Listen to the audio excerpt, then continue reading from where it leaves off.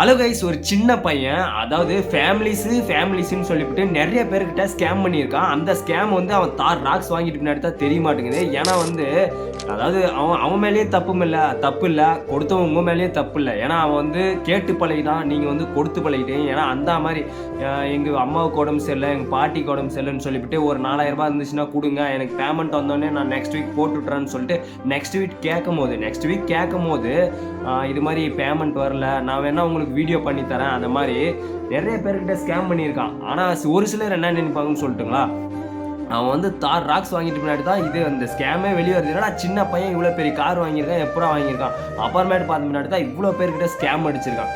அப்புறமேட்டுக்கு தாங்க தெரியுது, ஓகேங்களா, கொடுத்தவன் மேலேயும் தப்பு இல்லை, வாங்கின மேலேயும் தப்பு இல்லை. அப்புறமேட்டு லாஸ்ட்டாக வந்து வீடியோ போடவும் நம்ம மேலே தான் தப்பு வர மாட்டேங்குது. ஏன்னா அந்தளவுக்கு அவங்ககிட்ட ஏதாவது நம்ம கேட்கணும்னு நினச்சா அவன் கமெண்ட் பாக்ஸையும் ஆஃப் பண்ணி வச்சிருக்கான். நல்லவன் தானே, ஏன்னா அவனுக்கு ரீப்ளே வீடியோவும் போட்டான்.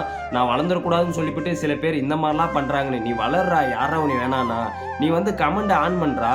அது இல்லாமல் என்னுடைய ஃபாலோவர்ஸ் ஒருத்தர் கூட என்னை விட்டுட்டு போகல, கிட்டத்தட்ட 6,57,700 பேர் இருக்காங்க.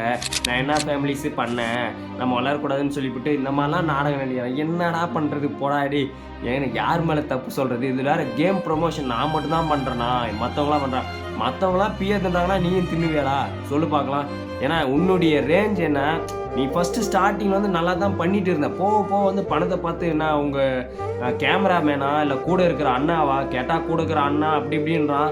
ஏன்னா நம்ம ஒருத்தர் பண்ணுறான்னா அதோட பெட்டராக பண்ணணும், ஓகேவா. நான் வந்து இந்த ஸ்கேமை பற்றி சொல்லலை, ஏன்னா நம்ம வளரணும்னா அதோட நல்ல ஒரு கொஞ்சம் நல்ல வீடியோவாக போடணும். அதுக்குன்னு ஸ்கேமுக்கோசரம் நான் வந்து கேம் ப்ரொமோஷன் பண்ணுறேன், அது பண்ணுறேன், காசு கோத்திரம் எல்லாமே எதுவுமே பண்ணிடக்கூடாது. ஏன்னா நம்மளை நம்பி கிட்டத்தட்ட 6,57,700 பேர் இருக்காங்க. அவங்கள சரியான முறையில் பயன்படுத்தணும். அது மட்டும் இல்லாமல் ஃபேமிலிஸு, நான் விஜய் அண்ணாவை பார்க்கறதுக்கு மலேசியா போனேன், நான் சிங்கப்பூர் போனேன், என்னை சின்ன பையன்றனால உள்ளே விடல, கிரவுண்டில் இடம் பத்தல. இதெல்லாம் என்னடா, என்ன சொல்ல, டிவிக்குன்னு சொல்லிவிட்டு ஒட்டுமொத்த டிவிக்கு மெம்பர்ஸையும் கொச்சப்படுத்துகிற மாதிரி போயிடுச்சிங்க. ஓகே மக்களே, நம்மளுடைய